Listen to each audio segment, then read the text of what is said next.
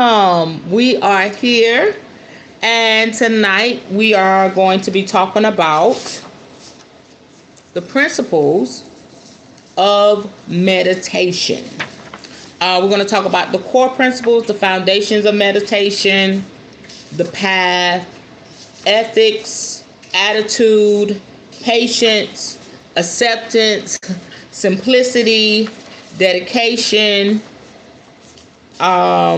We're going to cover quite a lot. So I'm going to be really highlighting the main points of it all. I hope everybody's doing well.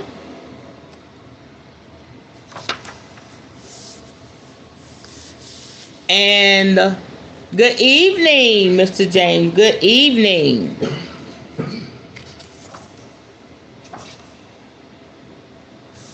Okay, so we're going to ask Spirit just to guide us through it all because there's a lot to cover. Okay, so we're just going to let Spirit have its way. All right. So with that being said, this is so cold. My bowl. Let's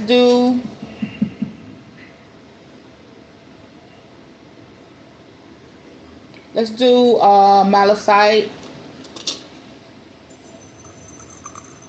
All right. And we're going to chime in.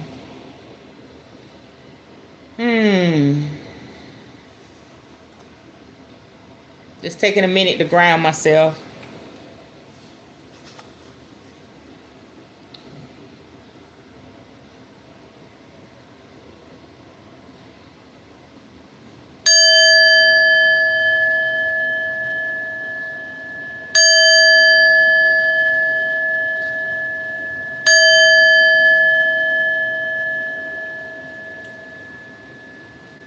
All right. Hey, sis.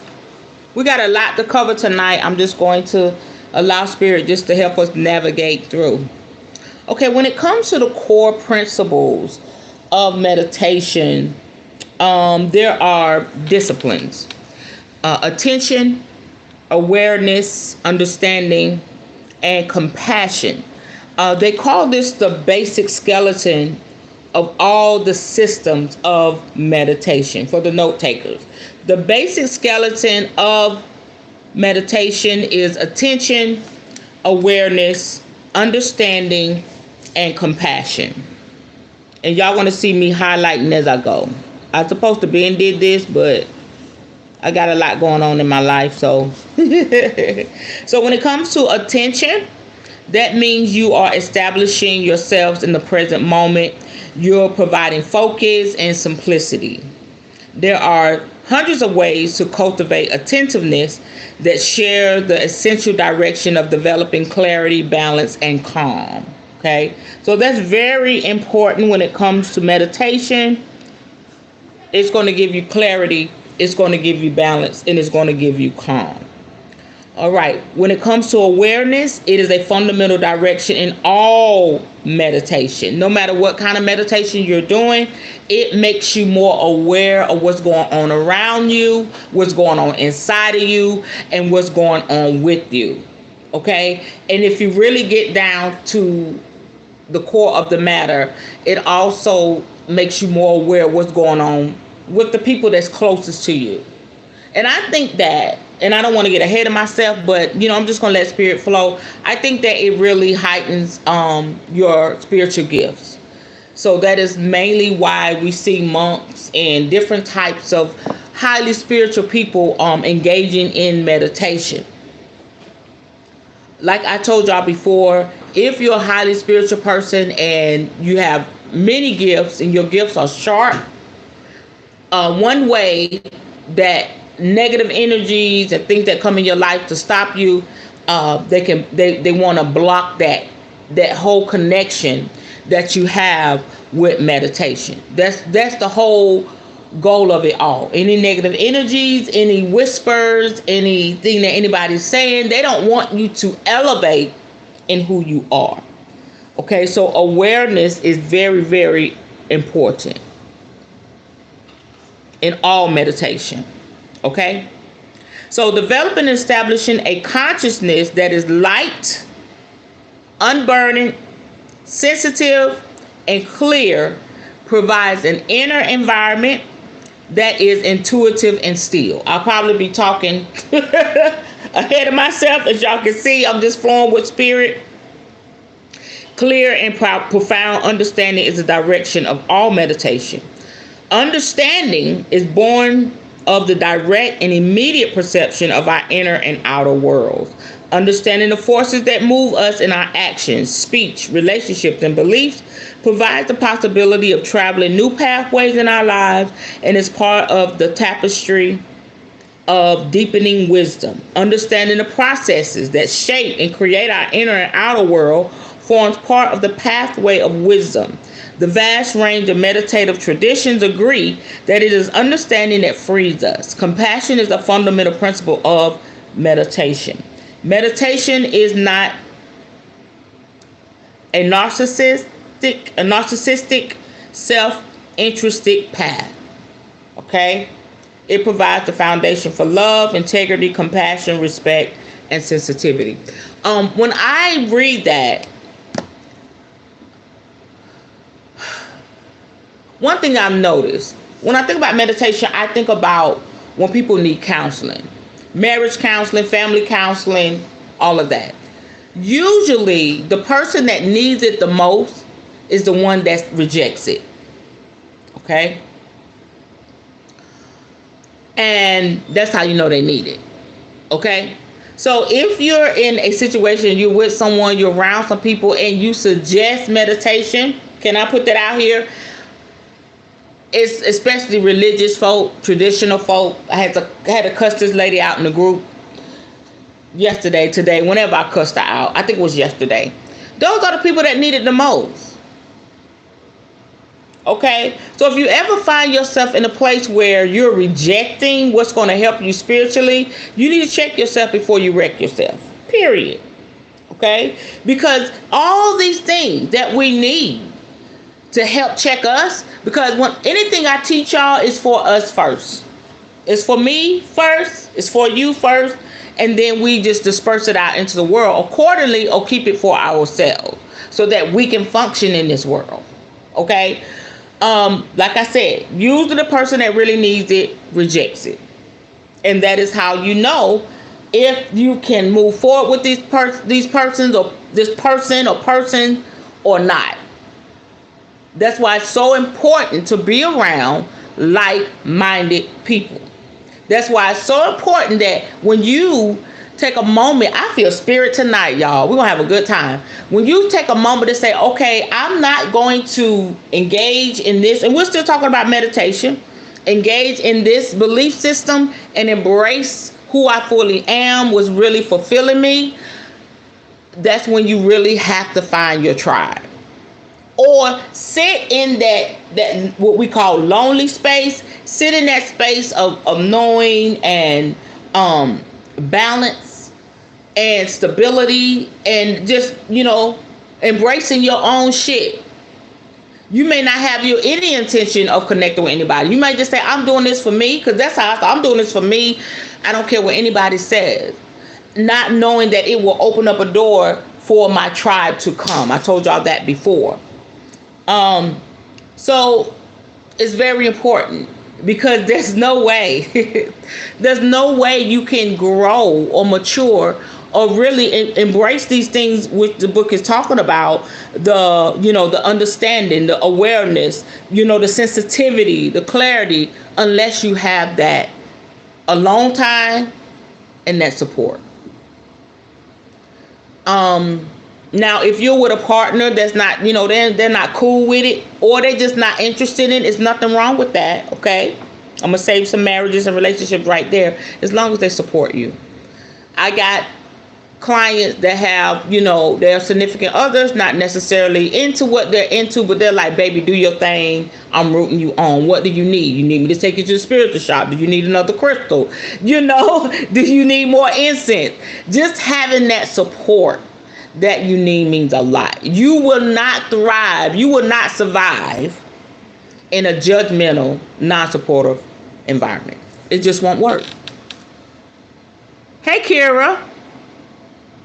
How you doing? So does that make sense, y'all?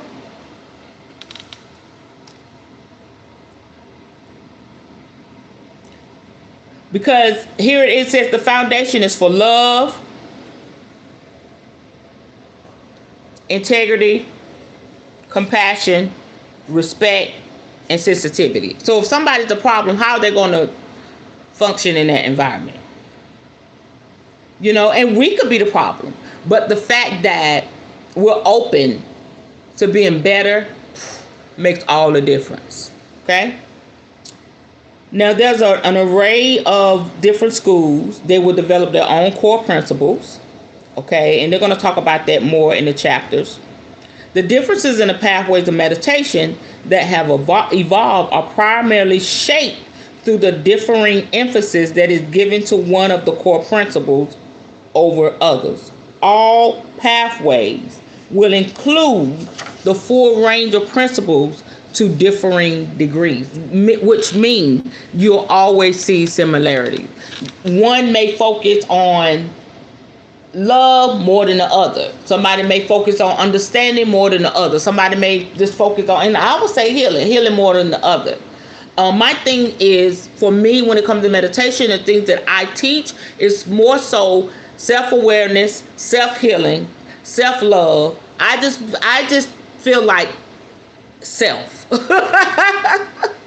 Some would say, but you know, once you have a conversation with me, you understand. Someone say my core principles when it comes to meditation and spirituality that I teach is selfish. Why is mine selfish? And I will put this in my whole outline of what I teach, is because I've been selfless for so long.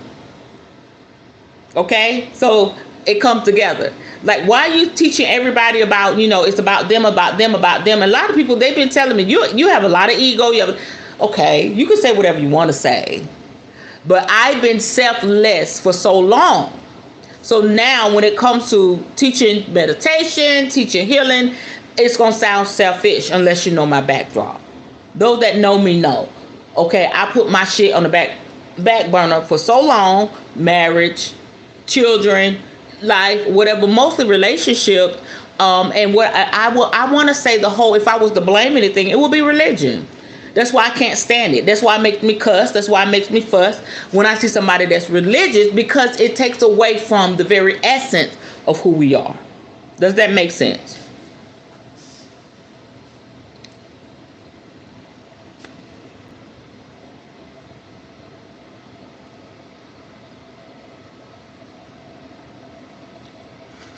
Okay.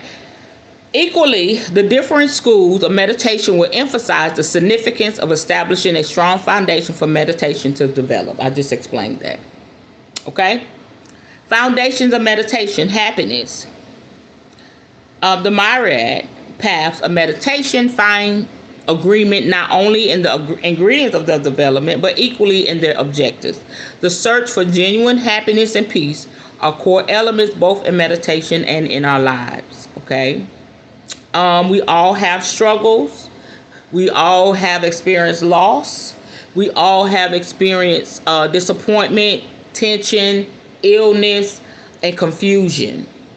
And so we all search for a way to end the sorrow and the conflict. We all search for enduring happiness and peace, which means I know every day is not going to be a sunny day. I know every day is not going to always work in my favor. But as long as I can get through it and I can continue on my path of happiness, it's enduring. And I think with religion and tradition, I'm just there tonight. Spirit is just there tonight. It doesn't cater to that. Because it's like, if you do this or do that or don't do this, you need to do more of that, you won't be happy. If you don't just serve this individual or this God like this, you won't be happy. If you don't give this X amount of money, dollars, you're going to hell. You're not going to, you know what I'm saying? We're all looking for enduring happiness. It's almost like picking it up, putting it down, picking it up, putting it down when it comes to religion. That's why I hate it. I hate it so bad. Okay? So we're looking for peace. Not everybody. Some people are so used to the chaos. Some people have built themselves up over the chaos. They are not looking for peace, okay? But when it comes to meditation, that's why I said in the beginning, if somebody's in your life and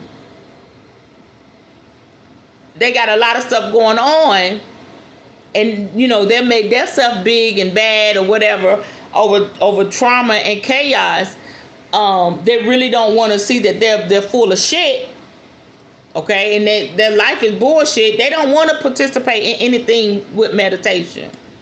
They don't even want to learn about it. They don't want to go to counseling. None of that. Okay? So everybody's not looking for the enduring peace and happiness. Deeper than just the temporary gratification of our passing wants and appetites. We all experience that. Okay, that was good. You've been in a relationship like that was good, but I need more than that. You ever said you wanted to be a part of something, say that was good. Yeah, thank you. That was good for the moment, but you need more. That's what meditation does. We look for ways for our heart to sing with joy, delight, and appreciation. Struggling. Yes. We're struggling with anger, tension, restlessness, meaninglessness, or fear. We search for ways to be at peace with ourselves and others, to live with calmness and depth. So sad that when it comes to this journey, we're not taught that. Look for calmness and depth within yourself. Oh my God! If I get up and preach that now, the pastor would say, you're really out there. The devil got you. Because they want to teach people to look to a man or a woman or the big guy in the big chair, or the big guy. Don't say God is a woman. Oh my God. You're really going to be damned to hell. They want you to look to all that and not within. But the Bible clearly says that we are little gods walking the earth. And I believe we're only little because we have not tapped into the fullness of our power. Once we start to tap into the fullness of our power, that's when religion moves and spirituality grooves. And so when you pass on to the other side, I always say my mother has reached the highest point of her calling. When we pass on to the other side, then you can decide to be, I don't know if they give you the decision to be, a spiritual advisor, a deity, a Risha, whatever. All of that is in play. So frequently in our lives, we have attempted to find solutions to these conflicts and find happiness through avoiding challenging situations or endeavoring to create a perfect world for ourselves where there is an absence of the disturbing. I had to learn that this year. I was this year old when I discovered that everything that I experience is an experience, and it's for me to process that information, just like putting gasoline or fuel in your car.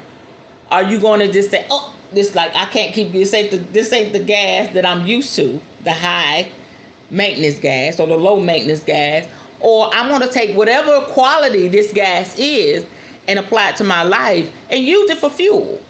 To fuel me to be better, to fuel me to understand.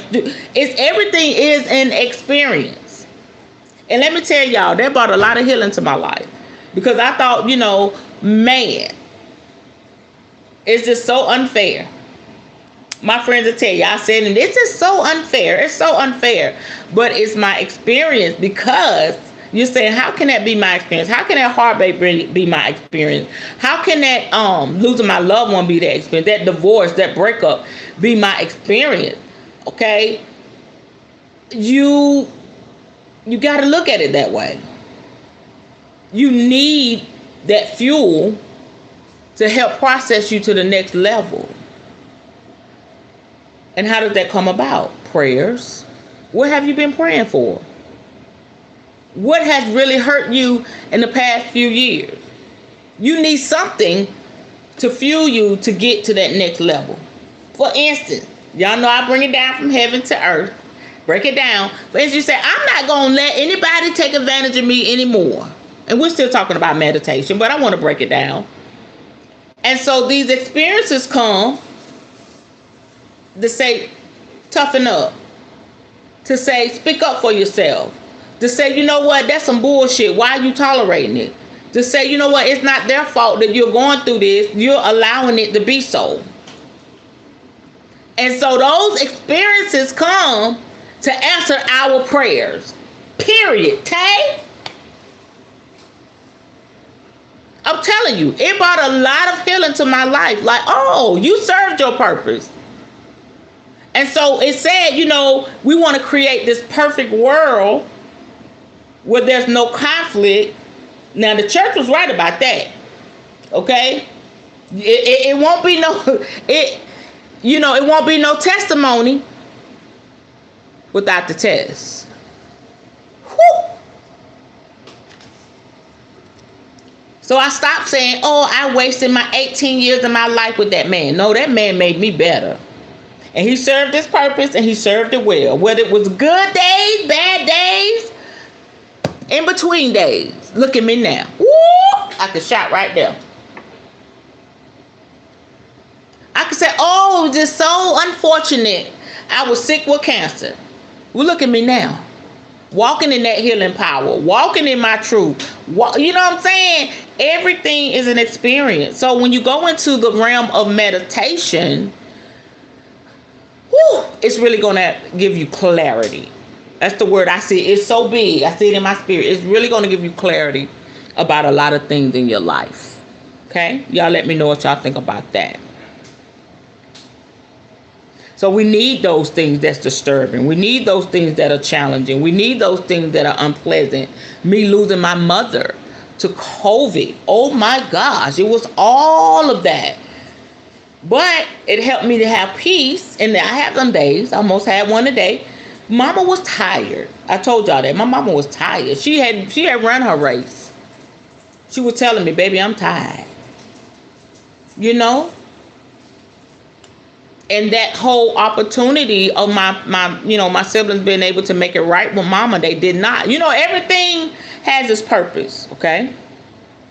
So, or we endlessly endeavor to find happiness and peace through attempting to satisfy every desire that arises, more things, more achievements, more experiences. We begin to look at this longing for happiness and peace in new ways. I'm saying all of this as we awaken to the fact that no matter how controlled or armored our life is, the world will always bring us more challenges, new circumstances, and challenges that we cannot avoid or control.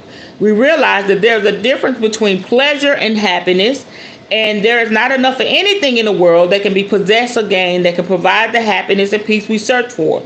No matter how much we gain or acquire, we are not exempt from the possibility of loss.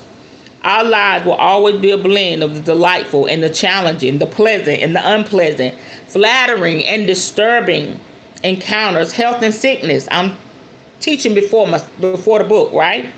Is all confirming. Endeavors to control the unpredictable and uncertain elements in life leaves us fearful and tense. Living in fantasies or ideals of how life should be is a rejection of reality that banishes us from calm and balance. I'm going to read this last one. I'm going to give y'all some nuggets. We begin to discover that avoidance, control, and fantasy are not pathways to happiness, but to confusion and conflict. Listen to me. Listen to me. Listen. Get a shirt, get a cup with it on it, get a head wrap, get some glasses, get a bumper sticker, okay? With this on it. Listen to me. Quote unquote, it is what it is. So meditation is not going to stop all this from happening. It's just going to help you deal with it, baby, and process it better. Period, Tay. Period. I discovered, I'm free. I can, have multiple partners and do whatever the hell I want to do. But it still does not stop the human experience of when somebody drops the ball or your mate doesn't answer the text. It's just it's more with more experiences. Okay, what was that? The double mint, the double mint commercial. Double the pleasure, double the fun, triple the pleasure, triple the fun, triple the pleasure, triple the experiences, triple the disappointment. You know what I'm saying? Maybe I need triple lessons. Okay? It's I can't create a fantasy world. You can't create a fantasy world. We just need something to help us deal with all the shit that's going on. Sometimes it's hard to see the crystals in certain experiences we have. Come on, sis. But once we are on the other side of it and have the dirt washed off, come on, preach. We see the beauty of that gemstone. Girl, go ahead and write that book. That's by Miss Full Roller. Y'all can't steal that. Go ahead and write that book, girl. Because that was a show enough nugget right there. In a nutshell, what I said. All right. So these primary insights are turning points in ourselves and are the beginning of meditation. They lead us not to dismiss or reject the world around us or belabor ourselves with judgment or despair, but to begin to look within ourselves for the source of happiness and the ways to foster it. We realize that to bring change in our personal lives and our world, we will need to bring out radical change within our own hearts and minds. We begin to look not only for a genuine way to happiness, but also cultivate the willingness to understand the dynamics of unhappiness and discontent. We begin to question our prejudices, opinions, and beliefs, and understand the way in which they can blind us to understanding what is true in the circumstances and the events we meet. Instead of avoiding conflict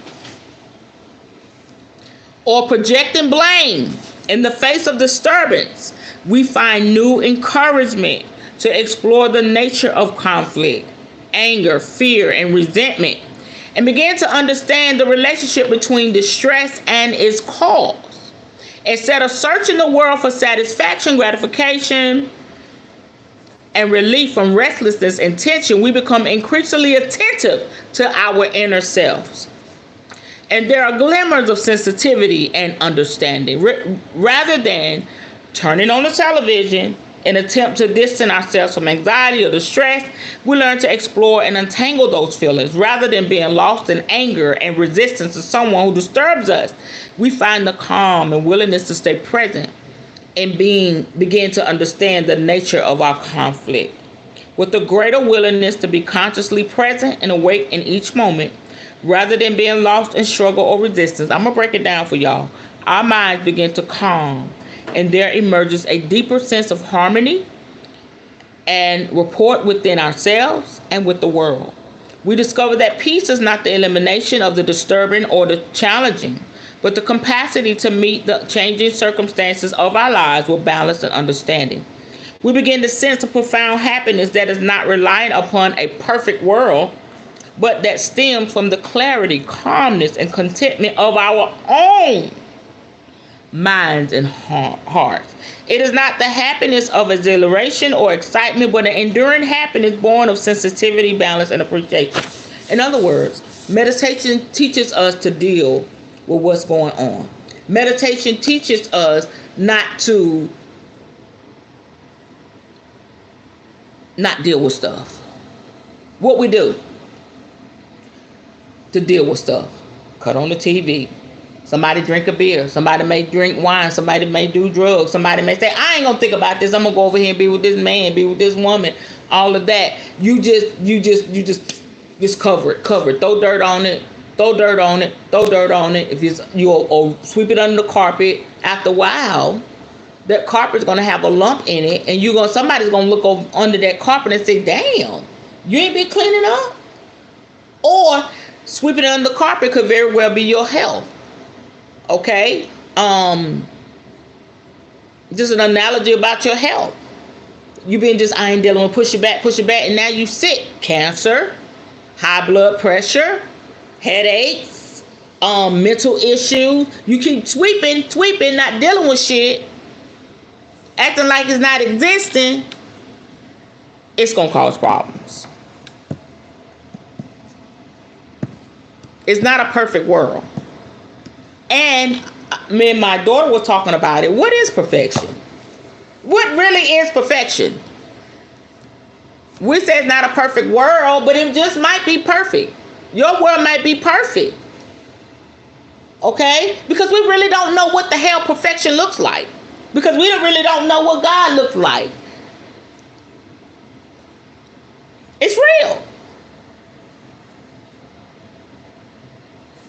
Perfection, they say, does not exist. It's reality. But if your reality is making you heal and get through some stuff, it's perfection to me. Huh.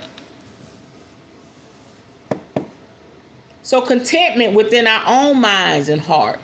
Not what mama think, not what daddy think, not, you know what I'm saying? And as parents, we give our children that foundation, but they have to build on that.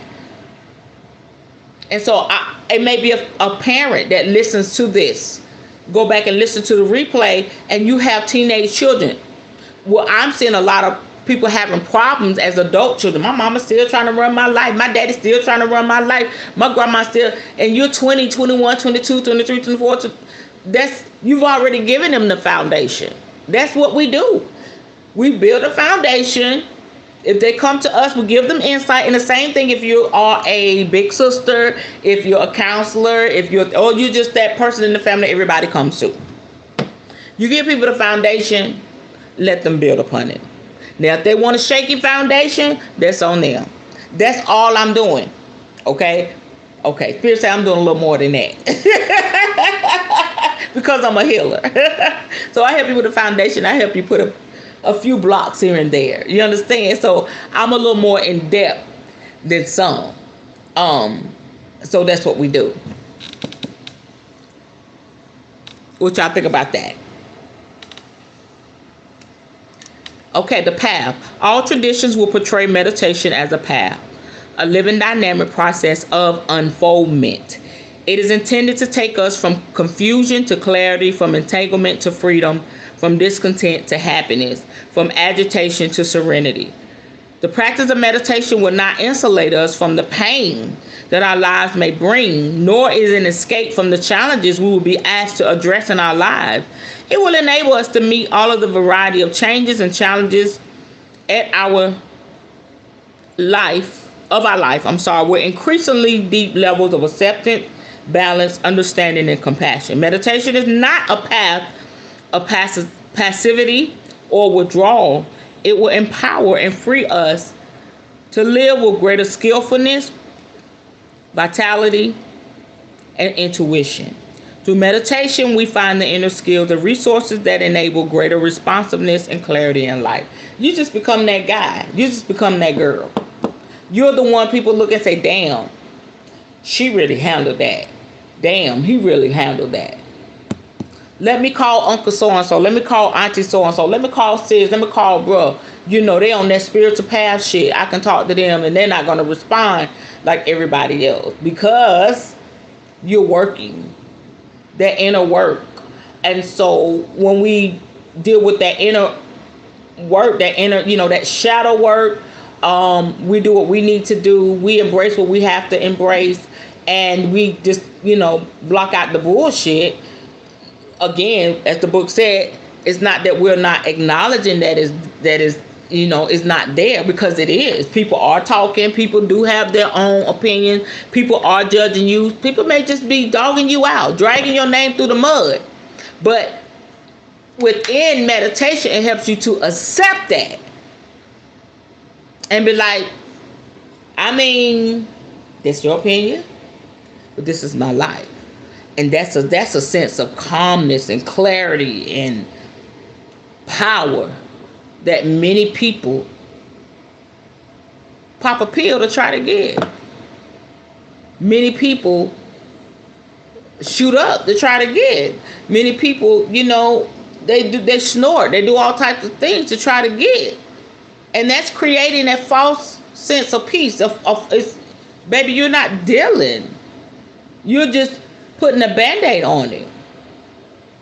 Okay? You're really not healing. And so I believe, as I was saying, it's a struggle for me to meditate. I know that, once I really get into it, it's going to deal with some more shit. I'm like, I know I got some more shit I got to deal with. Or it's going to bring you out in such a way that people going to be like, whoa. You know what I'm saying? Everybody's different. I know for me, my spiritual journey has really said, you know what, girl, you need to open your mouth. You need to get some people right. You need to just say what you're going to say. You know what I'm saying? Everybody is different. But remember the duality of all things. So meditation is not a magical solution, nor will the different schools of meditation dispense prescription and formulate to impose upon the changing events we encounter. Okay? I just want to go over a few points within that. Now, when we talk about the ethics of meditation, every meditative tradition will emphasize the need to establish a basis for meditation upon the foundation of a moral or ethical life that fosters a mind and heart of mindfulness, compassion, and sensitivity. The precept, vow, the commandments of the various traditions are not intended to be rules blindly adhered to, but instead highlight the integral link between an ethical life and a mind that is able to deepen in calm and understanding. If in our lives we are engaged in actions, speech, lifestyles, or pursuits that bring harm or pain to ourselves or to others, it is exceedingly difficult for the mind to deepen in serenity or compassion. Instead, through unethical action or speech that harms ourselves or others, the mind collects residues of regret, guilt, and unease. These feelings, in turn, create endless streams of thought and agitation, preventing inner calmness and depth. In other words, if you are a foul, like I said in the beginning, if you're a foul, nasty person, and you're not seeking that inner peace, you just want to take your frustration, your agitation, your childhood trauma out on others, it is what it is. And that's the way you're going to live your life. That's the way you're going to live your life. Spirit said, we need this meditation. We need it. Why is it that? How is it that we're going to come this far and turn back now? Mary said it so clear. And it's one of my mama's old gospel songs by James, Reverend James Cleveland. I just can't turn back now. I've come too far from where I started from. Nobody told me that the road would be easy. I don't believe Spirit brought me this far to leave me. If Spirit got me here this far, why would I turn back?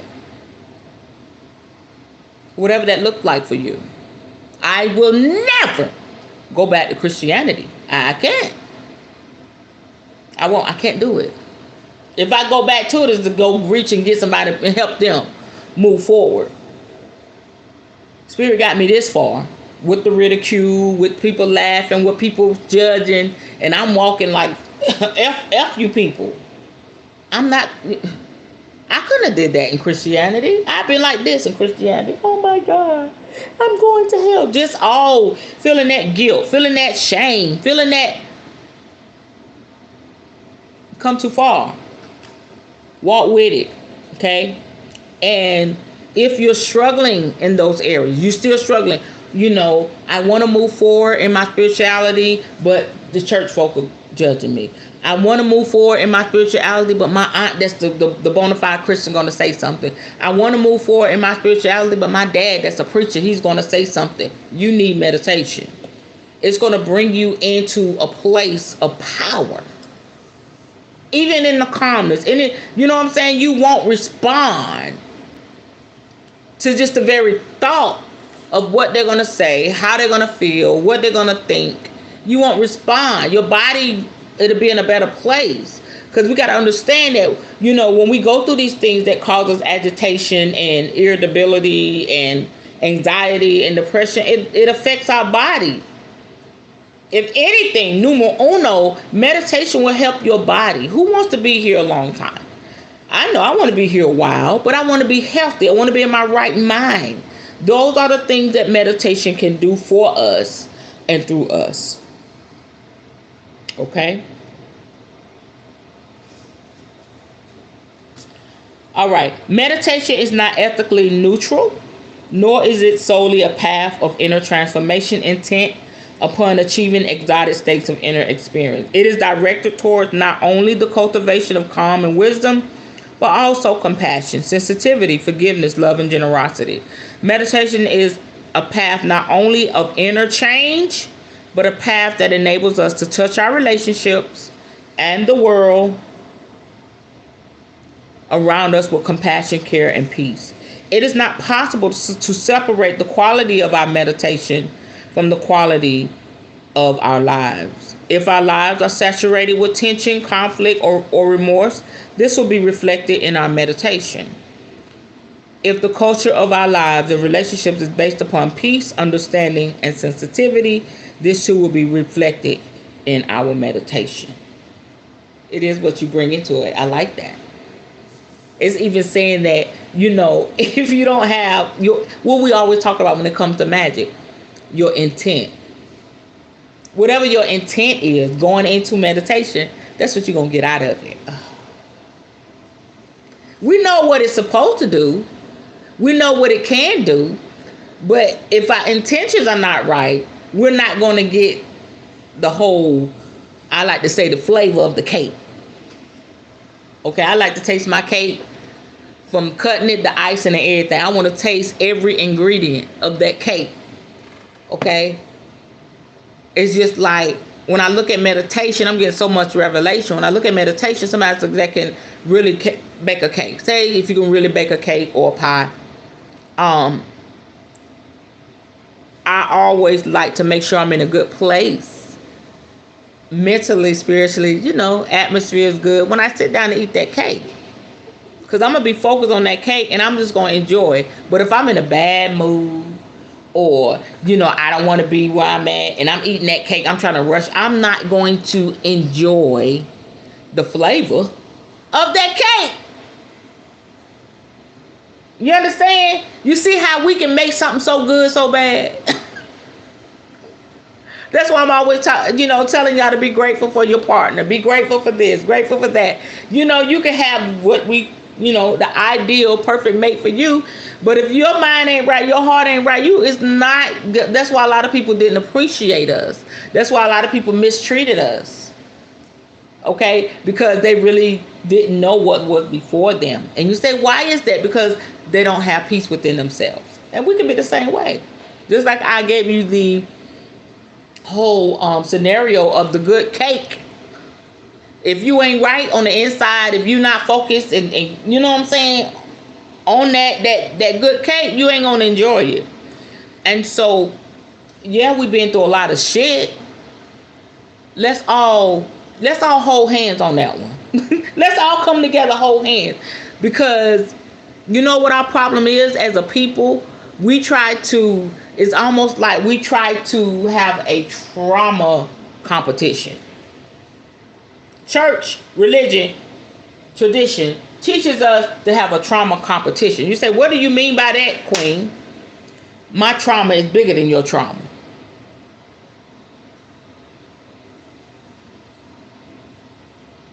Let me give you an example.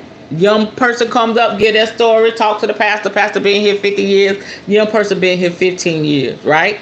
Young person tells their story. They're traumatized. They're hurt. They're in pain. And I've done it too, but I had to stop that shit. And those of us got a little age on, say, oh, you still young. You got a ways to go. Why are you tripping over that? Because that is the level of their experience. I've seen it done in church, testimony service. People get up, oh, let me give them, I got a better testimony. I got a better and usually sitting around, or if you ever been in a place, say you got women do it all the time. You know, let me tell you about my trauma. Let me tell you about, before you know, you've been heard about 20 abortions and domestic, everything is just like everybody's in a trauma competition. And so why I said we need to hold hands in the spirit is because mine is not bigger or more important than yours. It's at the level of our comprehension, spirit teaching tonight, and experience.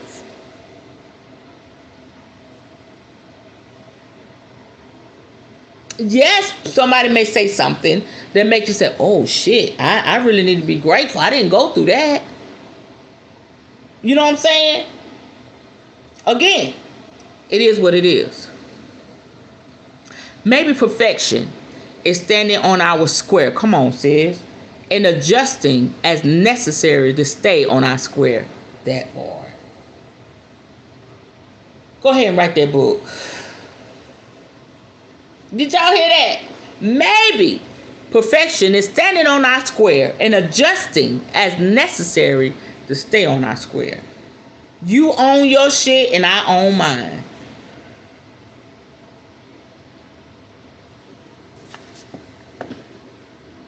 Wow. The ethical guidelines of any tradition show us the way to a life of harmony and peace and are the vehicles for embodying the spirit of meditation in every circumstance and moment of our lives. Okay? Attitude. I'm going to just go through the first part. Attitude. Right attitude is one of the essential principles of meditation practice in all traditions. Most styles of meditation are simple, but this does not imply that they are easy. Our approach to any style of meditation is significant and profoundly influences the way in which our experience will unfold. Okay, I'm going to skip down here. You do not need to be a spiritual expert, religiously educated, or belong to a particular tradition in order to meditate. For those who are just beginning a path and for those who have had vast previous experience in meditation, one simple yet primary ingredient is shared. It is the willingness to learn, to see clearly, to be wholehearted in our path. Meditation is essentially a present, quote unquote, moment, experience, and exploration. There are goals, directions, and aspirations, yet our practice of meditation and attention is focused upon the moment we are in and not upon the promises and ideas of the future. Whatever is occurring in this moment is the grace for and the birthplace of understanding, calm, and peace. We don't know what the future holds. We have an idea. We can try to predict it. Of course, we use our card, our tools of magic, and spirit will reveal what's to come. But we really don't know, because energy can change at any moment. The course of events can change at any moment just by you adjusting, come on, your sail. You understand? This is your boat. Your life is your boat, your ship, your yacht, whatever you got floating out there in the spiritual water. You could change any course of action by adjusting your sails. Now, there's some things we have no control over, but a lot of things, yeah. Change the energy. What I always say, change your mindset, you change your life. Okay? Period. Patience. When you practice meditation and discover a mind that seems to be bursting with thoughts, a body that is restless or uncomfortable, and emotions that are unpredictable or overwhelming, it is easy to conclude that your meditation is impossible and worthless. What I always tell y'all, get your mind right. Oh, this don't work for me. Oh, Queen, this spell ain't work for me. Get your mind right. Ain't shit gonna work for you because you said it ain't gonna work for you. You're impatient. You're restless. You're used to seeing things the way you want to see it. Get your mind right, so you can receive the benefit of whatever spirit is trying to get to you. And that's what anything. your relationship, your business, your job, your family life. Get your damn mind right. And I said what I said. Get your damn mind right. That's what we've lost, is patience. This right here, candle work, taught my ass patience. And I tell my client, look, don't come to me thinking it's going to happen overnight, baby. Because there's lessons, and they appreciate that. And I believe that's why my client list is growing. And people are coming back to me. I'm not going to sugarcoat. I'm not going to say, I'm going to do this spell and ta-da. You may get a ta-da. And you may get a do-do-do-do-do-do. You may get a Jeopardy spell work. But I teach them patience. And get your mind right and have the right attitude and stay focused, stay grounded, do your work, do whatever I tell you to do. It's going to happen. The future is made up of our past, present moments. Come on. So make the most of the current, present moment. Yes, the Jeopardy song. It is what it is. Thank you for that, sis. You throwing some nuggets out there tonight. For real. You know? And when I tell people that up front, it makes them think about, ooh, okay, I'm waiting on this. For instance, client comes to me and want to be out the relationship. Okay? But they want money to get out the relationship. Alright? Okay. Please know, if spirit is not agreeing with the person that you with, or this person is not going to serve your highest good, shit going to be on hold with your money till you adjust. Till that relationship is rectified. Because spirit bless you with that money, and you're in an abusive relationship, and you don't want to leave, guess what? You're going to get that money and try to buy that person love. I tell my clients that I don't sugarcoat. Oh, you want this money? I'll do the spell work. What you want with your relationship? I ain't ready. Okay, I'm gonna do the spell work. Just know it's hanging in the balance until you really make a decision about it. I already know the shit I do, it works because I'm a prophet. Okay, but I also know that when people are trying to better themselves and spirit is calling them up higher, okay, stuff is going to be in the balance. It's just like if you was to see it in the spirit. All this is floating around. All the readings I get, it's just hanging in the balance in the spirit until you release and let shit go. And then once you start it coming to fruition, the money's coming, the new love coming, and all of that. What I tell y'all all the time, and I'm going to put it on the shirt, and we hear it all the time, and it's so profound, it's levels to this shit. And this is what I give my clients. And the same for me. Don't think because I am the spellcaster that I don't have to. My ass got to wait too. Remember when I was on, the spirit gave me a break. When I was on that thing that's burning, kept burning. I'm like, okay, it's going to happen. I'm burning. I said, oh, let me chill. Honey, stuff is coming down. It's like somebody just putting it down the blessing chute. The blessings coming down one by one. I'm like, whoa. I'm glad it didn't come when I wanted to come. I was not ready. Because the one that comes is like, wow, you have to take a minute to process it. It's going to work, but you got to be in the right place in the spirit and make sure you got your mind right. All right? Period.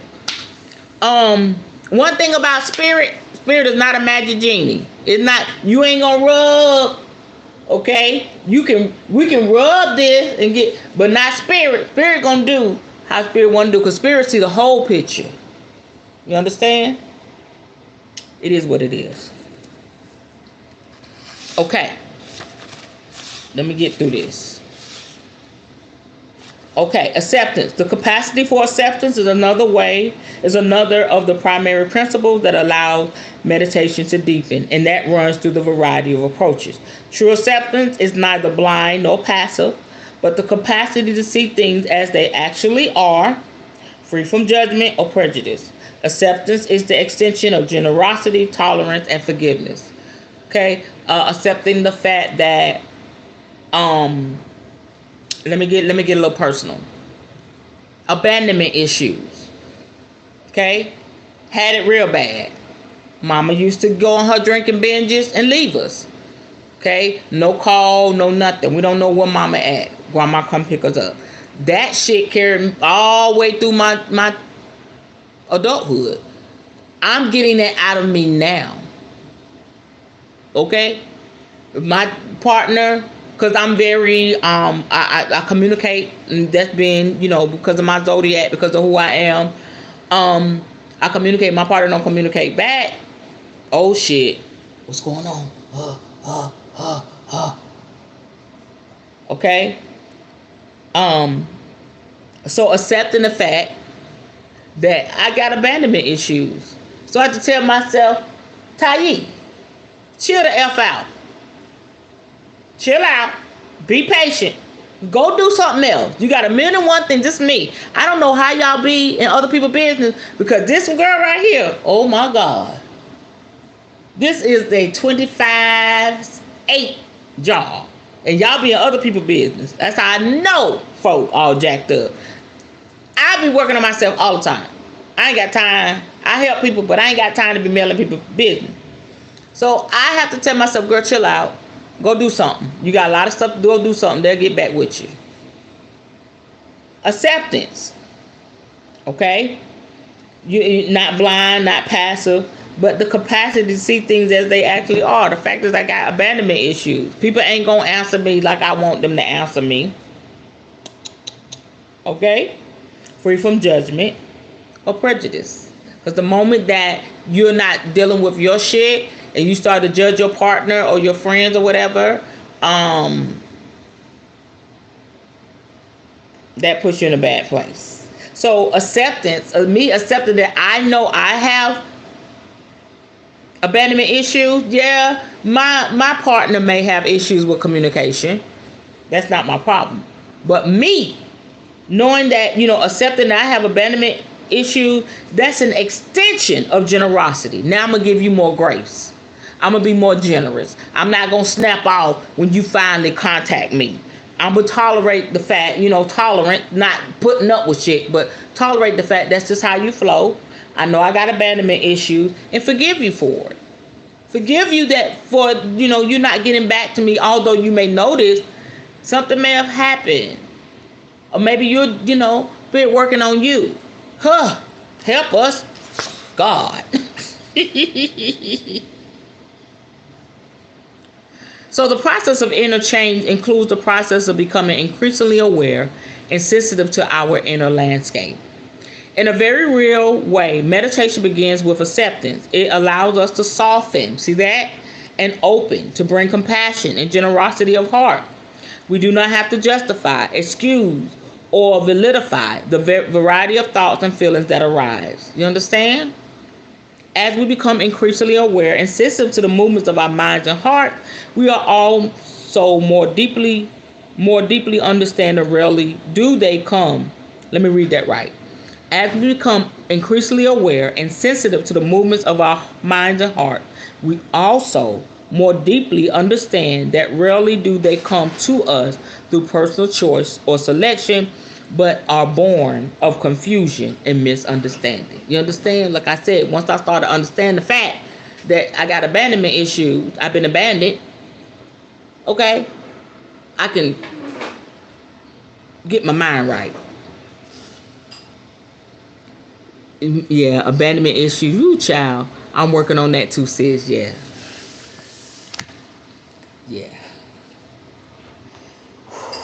That's I believe, the core of that. I told y'all I was an adult, my first marriage, and don't let my husband, I be asleep, and he don't want to wake me up, and I wake up and that man not in the house. Oh God, oh, I'm just like that. Oh, my baby could be lying in the crib, but just the fact that somebody left and I don't know where they went, I go way back to when I was a little girl. Yeah.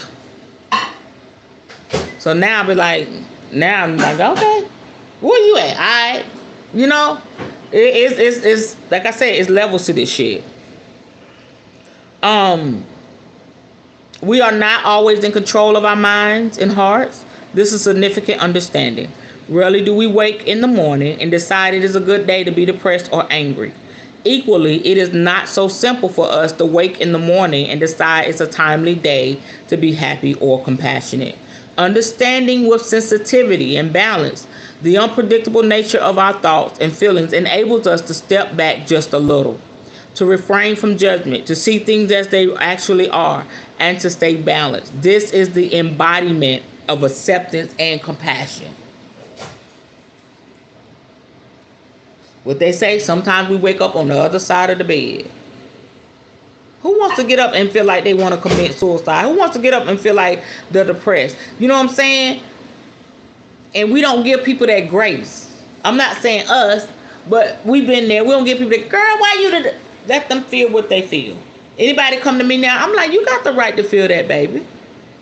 But just don't stay in that place. That's my response. And you know how many people I've said that to, and they be like, like a breath of fresh air. Like, I can feel this way. My spiritual daughter, she come, Mama, I just want to cuss people out on my page. Cuss them out. If that's what you want to do, you're not harming nobody, just saying what you got. You understand? Like, I can cuss them out. Yeah. But don't stay in that place. You understand? So, more acceptance and compassion. Acceptance is the withdrawal of judgment and prejudice. This is also the beginning of change and transformation. Instead of resigning ourselves to helplessness or despair in the face of our thoughts and feelings or resisting them with tension and struggle, we can turn our attention to meet directly whatever thoughts or feelings are present without condition. Surrounding those inner processes with a clear and balanced attentiveness creates a relationship of interest and exploration rather than rejection.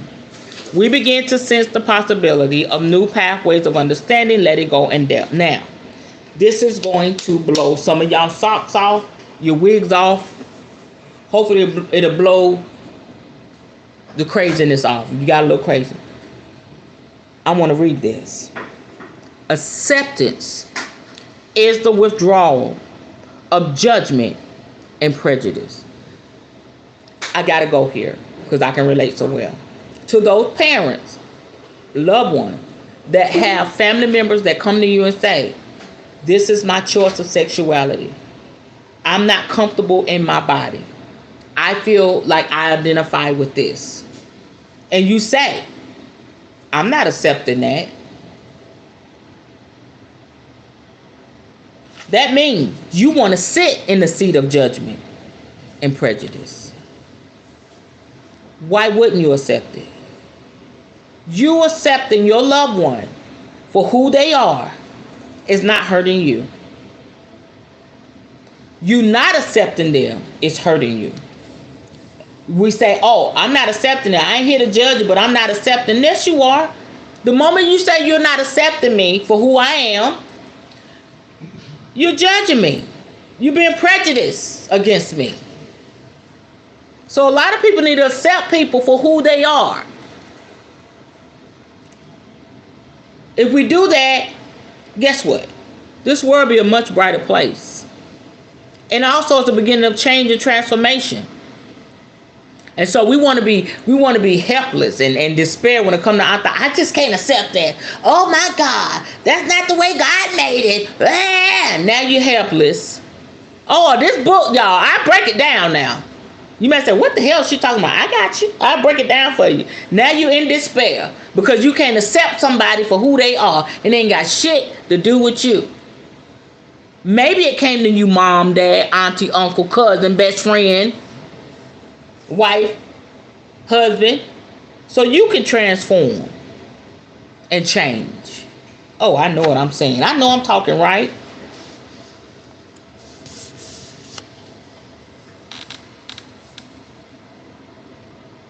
I know I'm talking right. You can take the preacher out the pulpit, but you can't take the preacher out the preacher. I just made that up.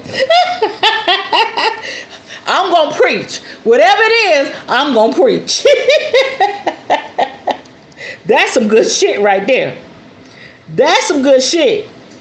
Okay, surrounding those inner processes with a clear and balanced attentiveness creates a relationship of interest and exploration rather than rejection. We begin to sense the possibility of new pathways of understanding, letting go, and death. That helps heal you. You know, my children, in the life they live, in their sexuality, they freed me in a lot of areas. Okay? Accepting someone for who they are automatically takes the mask off of who you really are. Because you rejected somebody else and not accepting for you got on a mask. Don't shoot the messenger. I said what I said. And I can't wait till I get in front of a big crowd to say it again. Yeah, we having church. We having church. Ain't going nowhere. Absolutely. Woo! That's powerful. Acceptance is the withdrawal of judgment and prejudice. This is also the beginning of change and transformation. Let me move on. Okay. Simplicity is a fundamental principle of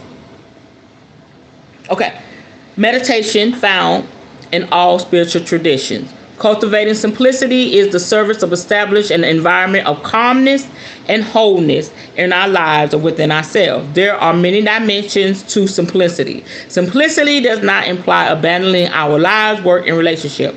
Simplicity is concerned with our approach to all of these areas of our life. Conscious simplicity is a path of disentangling ourselves from complexity, excess, and the confusion generated by a mind that is fragmented and scattered. In other words, keep it simple. It's not hard. It's not hard. Just keep it simple. Okay?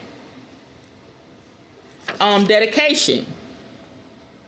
The central themes of dedication and perseverance run through all great spiritual stories and are essential principles of meditation found in all traditions. As we explore meditation, it will not always be a path of exciting revelation and profound breakthroughs. That's all I need to read. Let me tell you something. It's not gonna be like, ooh, sugar pie, honey, but you know that you're gonna be like, I'm that messed up. Really? Wow. Oh my God. That's why you need to be dedicated. Dedicate yourself to this. You understand? That's that side of me that's, oh God, I know some shit gonna come up. And when it comes up, you just say, I ain't gonna do that no more. I don't want to see no more. You got to be dedicated. If you really want to be healed, you want your life to be rich and full of good, bountiful, beautiful things. You want to operate in peace and calmness and be able to, deal with things that go on a day-to-day basis, not just in our personal life, but on our job, in the store, at the White House, on the news, all of that. You got to be dedicated to this life of meditation. You're not going to get exciting revelations or profound breakthroughs all the time, because a lot of stuff is going to be about you and how jacked up you are. Not saying the Spirit not going to tell you, you're doing a good job and how powerful you are. And then on the flip side of that, and I'm almost done, on the flip side of this, Spirit may tell you something phenomenal about yourself, but because you've been kicking yourself in the ass for so many years, you just may make you cry. Let me bring that down heaven from earth. For years, you may have thought, oh, I'm just an ugly person. I'm just ugly. I'm not attractive, blah, blah, blah. Then one day, Spirit say, you think you're ugly. You're beautiful. Until you go look in the mirror. Look at your eyes. Look at your lips. That could break down that right there. could jack you up. Like, that's a profound revelation. But it hurts because you've been thinking this way for so long. Or you could be a husband. I'm just flowing by spirit. You could be a husband and you feel like you're leading your family well. Oh, I've been married 25, 30 years. Spirit may come back and say, you're controlling as hell. And your wife has lost herself because of you.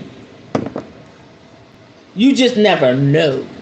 But if you're ready and you keep it steady, that dedication gonna take you somewhere. Okay?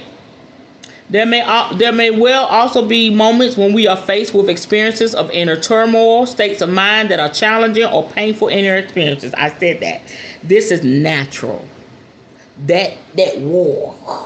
Now I question you if you meditate and you don't have a war going on. I question you.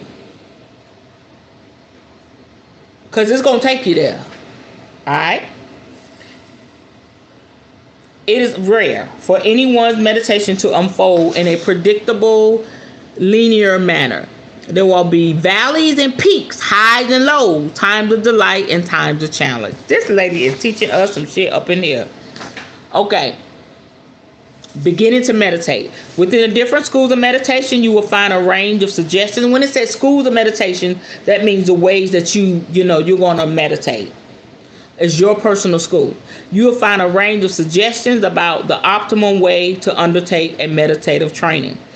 These will range from the traditions that suggest withdrawing from the world into solitude to the tradition that suggests that the most effective way to meditate is in the midst of our daily lives with all their busyness and challenges. All right, despite these variations, it is clear that for meditation to be meaningful and effective for us, it must have the capacity to be integrated into the daily rhythms of our lives. Unless we choose a path of withdrawal or asceticism, it is realistic to expect that our meditation will have the power to bring not only inner change, but also greater peace and clarity into the whole of our lives. WHOLE. Most of us do not come to meditation looking for a way to separate ourselves from the world even more, but to look for a way to be present in ourselves and in our families, work, and play with greater wisdom and meditation. Listen, you got to do this by yourself. Even if your spouse meditates with you, having somebody present, and that's good, still, you got to go in that zone on your own. It ain't saying look into your partner's eyes. It's saying, baby, you sit your ass right here. I'm going to sit my ass right here. We're going to put on this medicine, and we're going to go into breathing, and you going to go in your world. They're going to go in there. You going to be there. You're going to have that, that presence, but it's still going to take you into your own world. Meditation. Help us, God. I'm glad. Sis, I am so glad. You write, says, anyone, hey, Miss Rose, how you doing?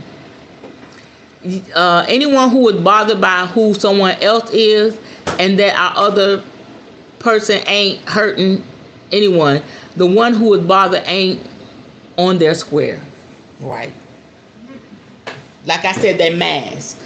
You mad at me because I'm living my truth. You know how many people get mad? They get mad. I can't believe they living like that.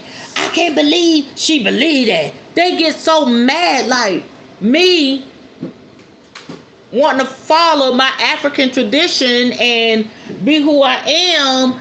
Why are you so angry?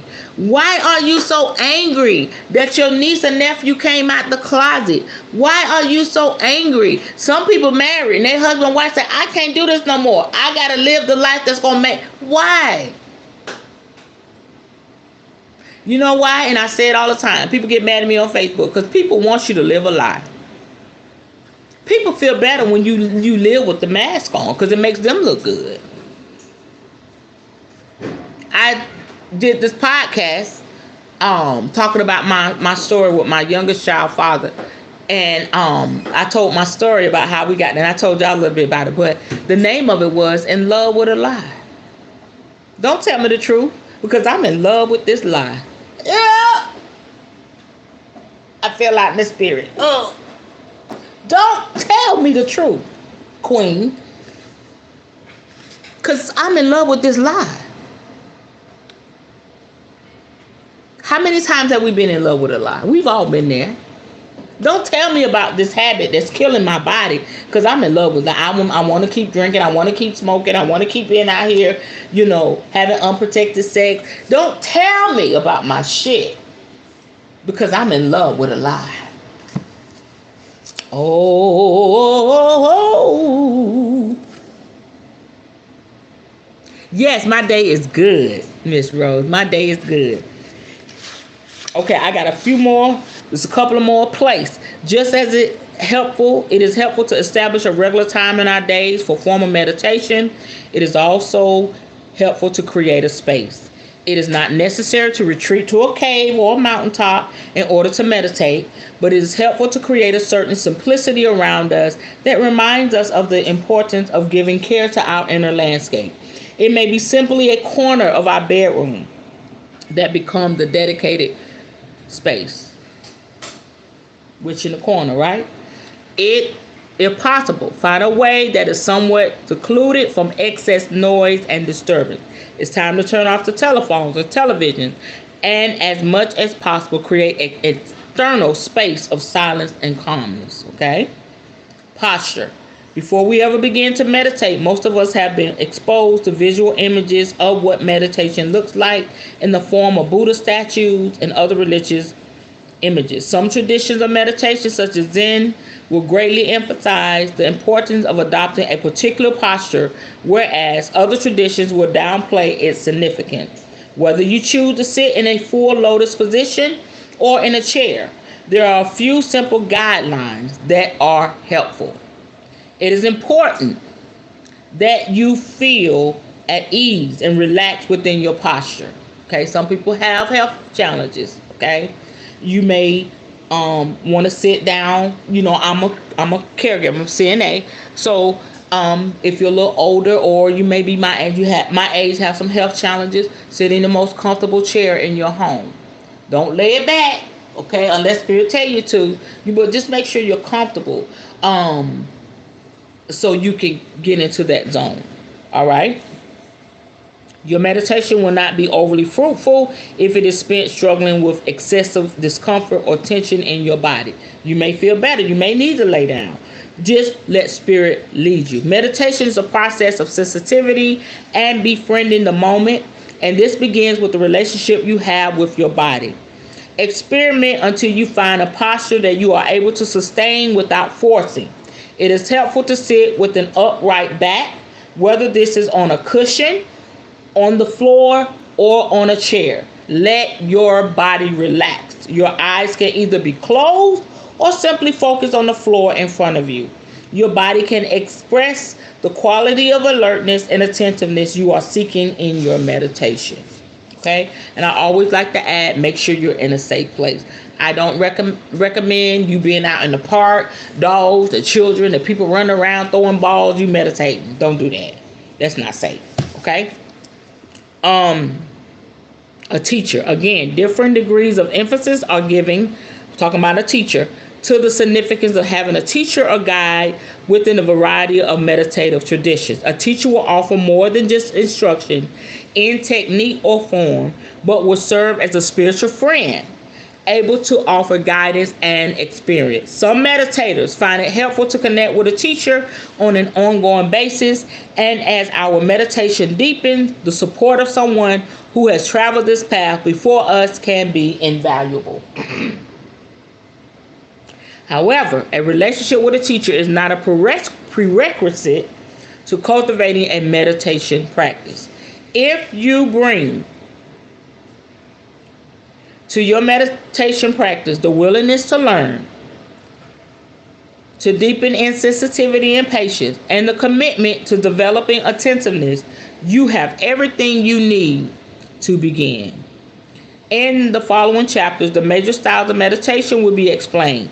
Feel free to experiment with and explore any of them until you find a style you feel some rapport with.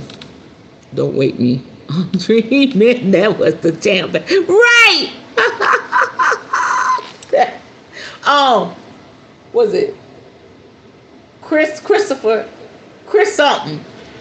I know you're talking about. I love that song. I can hear it in my head. Okay, beginning to meditate. This is the last portion. Number 1, choose a regular time, morning, evening, or whenever you can rely upon not being interrupted. 2, find a place as secluded, simple, and quiet as possible. 3, choose a posture that is comfortable for you. 4, set a minimum time for your meditation, whether it is 15, 30, or 45 minutes. Highlight that. I got something to say. I'm going to go back to that. Number 5, check your body for any apparent areas of tension and consciously relax. Number 6, take a few deep breaths. Number 7, begin. Going back to number 4, talking about 15, 30, or 45 minutes. If you are new or you haven't done it in a while, start with 5 minutes. I guarantee, set it on your phone. It's going to be the longest 5 minutes of your life. You may say, I can do 5 minutes. No, we're talking about calming your mind, releasing tension. We don't do that. We don't do that on a regular basis. We're used to, I'm just going to, take a nap, or I'm going to put on my favorite TV show so I can laugh. I'm going to drink some wine, smoke a little something. We don't consciously quiet our mind. We get help. Start with 5 minutes, and I promise you, it's going to be the most challenging 5 minutes of your life. You may be doing like this. It ain't over yet. Because you have to train yourself. Train your mind, train your body, train your spirit. Okay? That's it. And here are some sitting postures for meditation. Now, like this, on your knees, that's like a meditation pillow. They have pillows that kind of sit you high up and also kind of give you support under your leg.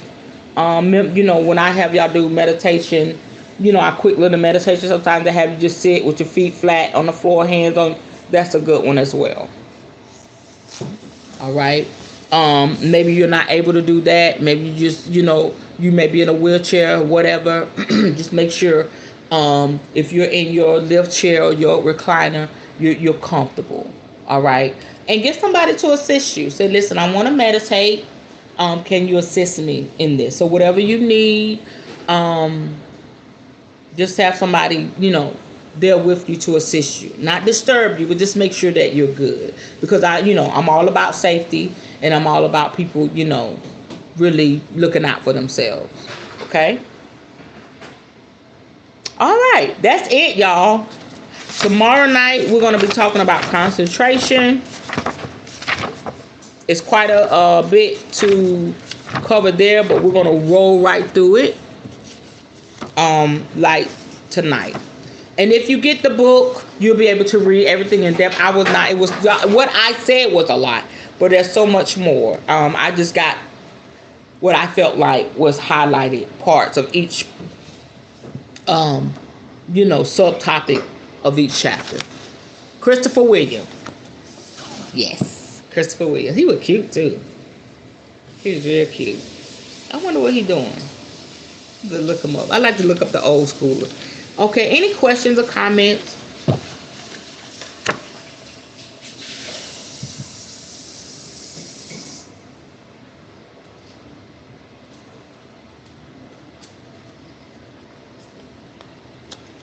All right, let me pull a few cards and I'm done. We're going to lean into a lot of self-care because y'all going to need it. Okay. I don't know. This is okay. Meditation is like when you exercise. You know what I'm saying? You're going to feel the discomfort, but you got to keep at it. Okay? Like I've been doing squats to strengthen my knees. You're going to find those weak areas when you start to better yourself. You know what I'm saying? So that's the same thing with meditation. You're going to really quickly tap into those weak areas, but keep at it. You're going to get stronger and stronger and better and better.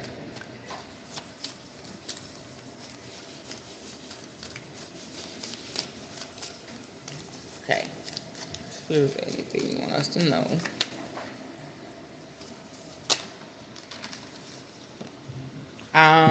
Same thing I've been telling y'all.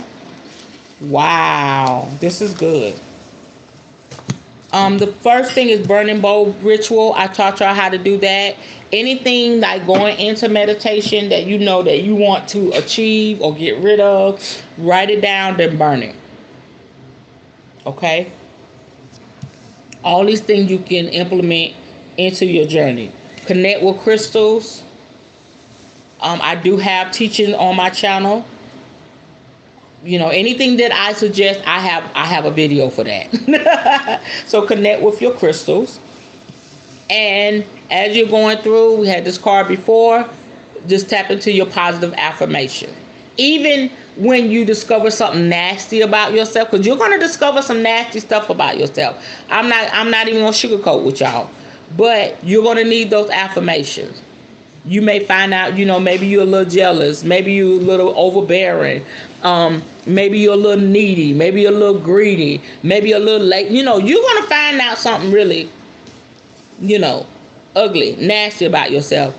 Still have those affirmations in place so you can be reminded who you are, because you're not going to stay there. This is what's coming up, but you're not going to stay there. That is the goal. We're going to heal.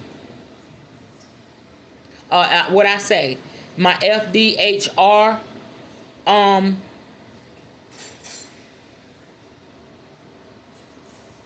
I forgot what I call it, but it's feel, deal, heal, and release. Okay, remember that.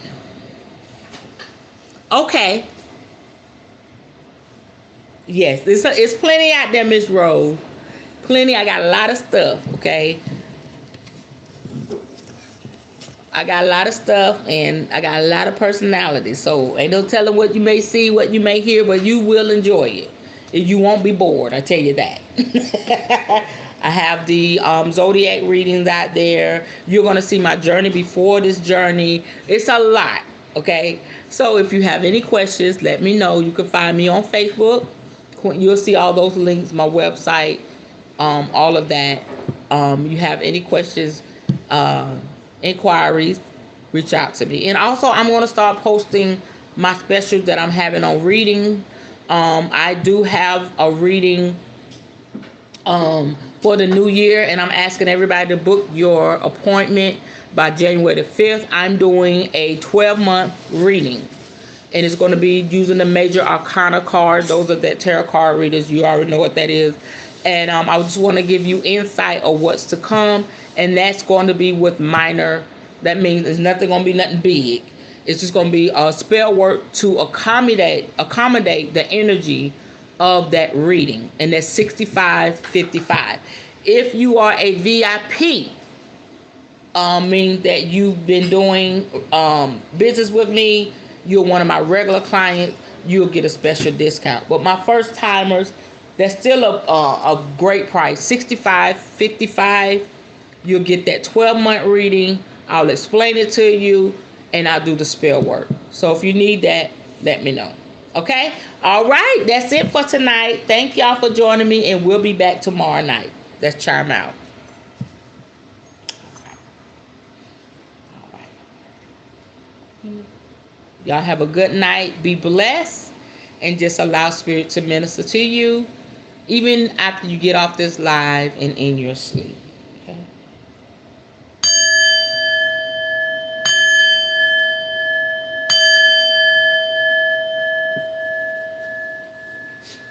All right. Ashe. I'll see y'all tomorrow night. Bye-bye. Good night, Kira.